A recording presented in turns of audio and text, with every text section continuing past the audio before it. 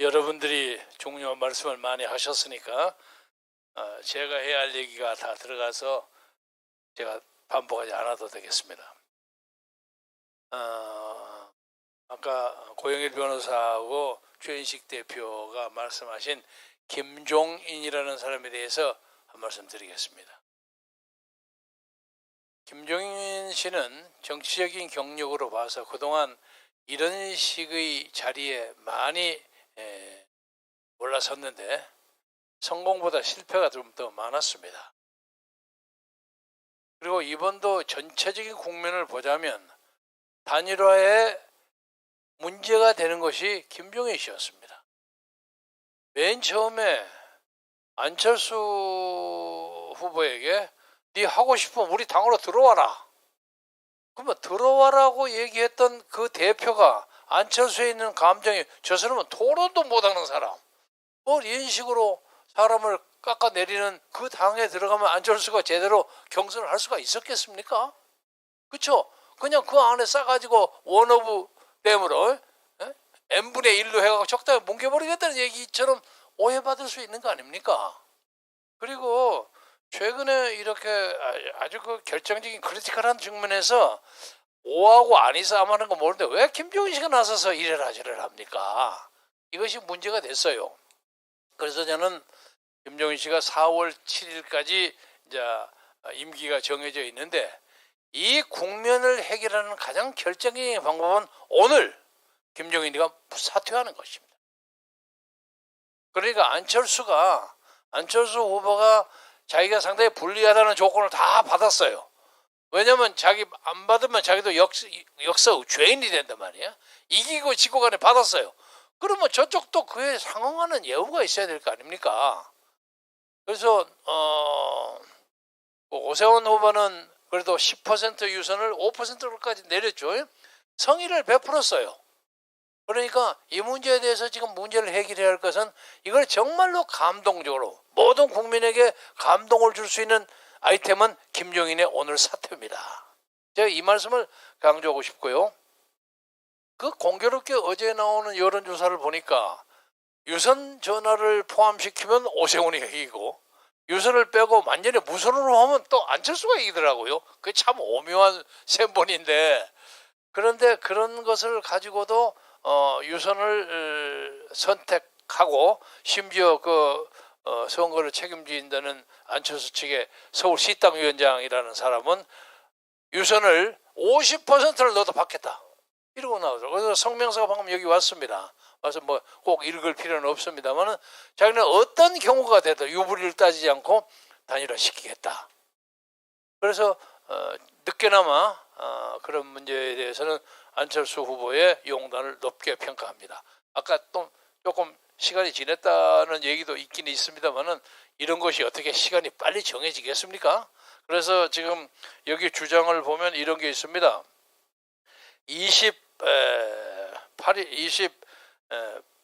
28일까지 용지 인쇄를 할 때까지 기다릴 것이 아니라 25일 공식 선거를 시작할 때부터 단일 후보가 될 수 있도록 빨리 투표를 했으면 여론조사를 했으면 좋겠다 하는 게 안철수의 제안인데 이것을 국민의힘에서 받아줬으면 좋겠다 이런 말씀을 드리고 국민의힘은 최근에 일련의 정치적 상황 속에서 더불어민주당보다 한때 정당 지지가 막 올라가고 하니까 굉장히 고무됐던 모양인데 그것은 이번이야말로 시장 선거를 해서 야권이 이겨야 하겠다는 국민들의 여론이 반영된 것이지 국민의힘이 이뻐서 한 건 아니잖아요. 솔직하게 말해서.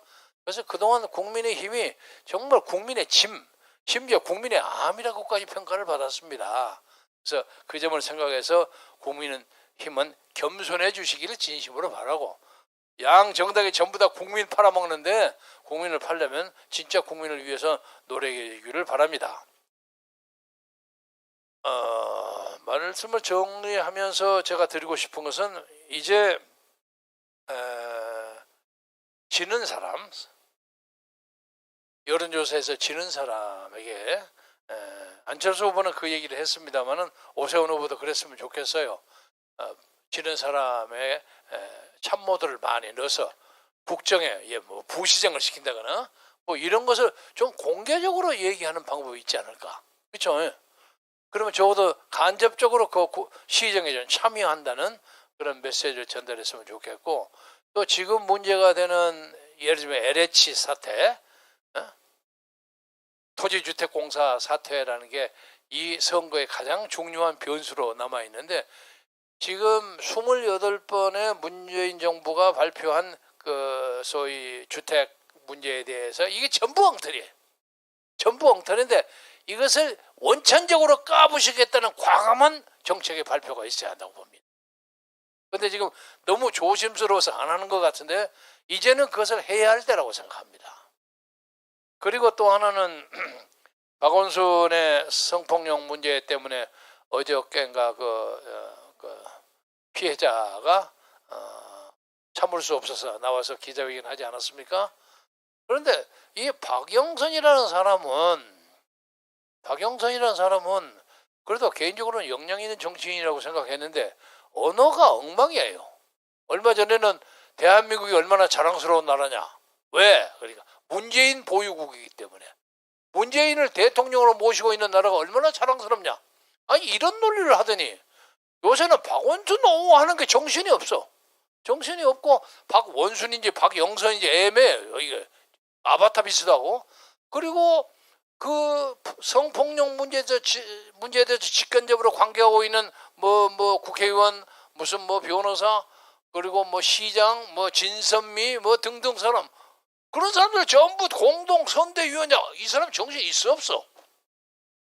그래갖고 이제 간신히 피해자가 2차 가해라고 성명서를 발표하고 기자회견하니까 또 세 사람 다 쫓아냈더라고요.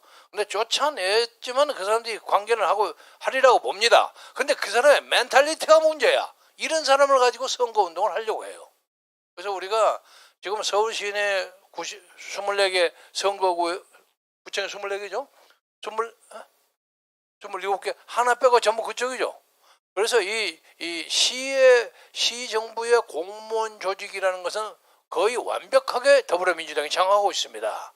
그래서 우리가 외향적인 공기는 좋지만 이거 전면전을 붙지 않고는 이길까 말까 하는 전쟁입니다. 그렇기 때문에 정말로 단일화를 아름다움이라는 단어로는 부정합니다. 감동적인 단일화가 있어야만 가능합니다. 그래서 제가 말씀드리기 위해서는 그 감동적인 단일화의 출발을 김종인이가 지금까지 했던 여러 가지 정치적인 업적, 뭐 성과 내지 실수 다를 포함해서 이번에 과감하게 오늘 물러나는 것이 벅찬 감동의 단일화를 할 수 있는 첫 번째라고 생각하고, 그리고 여론조사에서 진 사람은 선거대책위원장에 대해서 진짜 자기 선거운동처럼 열심히 뛰고, 그렇게 열심히 이야만 선거운동 그 결과가 제가 알기로는 2~3% 왔다 갔다 할 겁니다. 그래서 이 사람이 열심히 뛰면요 강력한 대통령 후보가 될 수도 있습니다. 에? 서울시장에서 몇 퍼센트 져가지고 열심히 캠페인 해가지고 이 사람이 훨씬 더 훌륭하더라, 이렇게 될 수 있는 그런 아름다운 스토리, 감격적인 스토리가 만들어졌으면 좋겠다. 그리고 또 하나는 우리 시민 세력으로서 부탁하고 싶은 것은 우리는 광화문 광장을 반드시 회복해야 하겠습니다. 광화문을 저 정도로 막 파헤쳐버리는, 역사의 광장을 파헤쳐버리는 문가 일당의 사주에 있어서 광화문을 엉망진창으로 만들고 우리로 하여금 집회도 못하는 그런 광장을 만드는 저 반역사적인 세력을 서울시청에서 쫓아내야 합니다. 그래서 오늘 계기로 해서 두 후보가 우리가 누구를 꽉 밀기는 좀 곤란하죠. 근데 그렇지만 앞으로 아마 정광 목사께서 이런 모임을 적어도 두세 차례 더 주선하리라고 봅니다. 강 변호사 맞죠? 네네. 그러니까 앞으로 우리가 살살 봐가면서 진짜 선의의 압력을 넣어가지고 적어도 이번 서울시장 선거에 우리의 세미나와 우리의 결집된 의지가 역량을 발휘할 수 있는 그런 자리가 되기를 네. 간절히 바랍니다. 네, 고맙습니다. 말씀 감사합니다. 지금 제가 좀 더 깊숙이 구체적으로 좀 들어가는 질문을 드리기 위해서 이 유튜브 채팅창을 계속 보고 있습니다. 보다 보니까